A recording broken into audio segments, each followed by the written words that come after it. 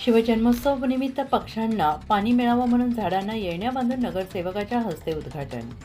छत्रपती शिवाजी महाराज यांच्या जयंतीनिमित्ताने लातूर शहर पूर्व भाग नागरी हक्क कृती समितीच्या वतीनं स्वामी विवेकानंद जलकुंभ परिसरात शिवजयंतीच्या पूर्वसंध्येला नगरसेवक मंगेश सोनकांबळे यांच्या हस्ते झाडांना येणी बांधून आज बुधवार दिनांक 18 फेब्रुवारी 2026 रोजी उद्घाटन करण्यात आले. यावेळी अक्षय धावरे, लातूर शहर पूर्व भाग कृती समितीचे अध्यक्ष दीपक गंगणे, सचिव बाबासाहेब बनसोडे, चंद्रप्रकाश बगडे, पत्रकार DL वाघमारे, सामाजिक कार्यकर्ते मुस्तफा सय्यद, स्वामी विवेकानंद जलकुंभ प्रमुख दिलीप गायकवाड, बालाप्रसाद धोत्रे, विनोद लोंढे, अमोल गजगे, ईश्वर बनशेटवार, बाबासाहेब ढवळे आदींसह परिसरातील इतर शिवप्रेमी नागरिक उपस्थित होते.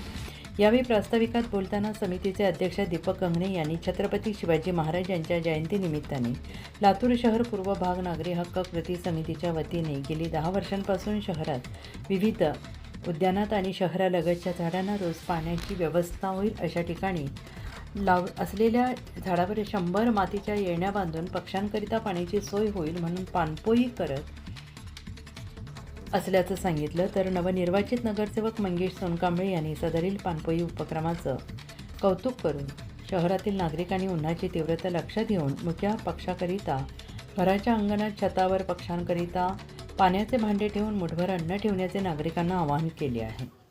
Republic Maharashtra news live Latur.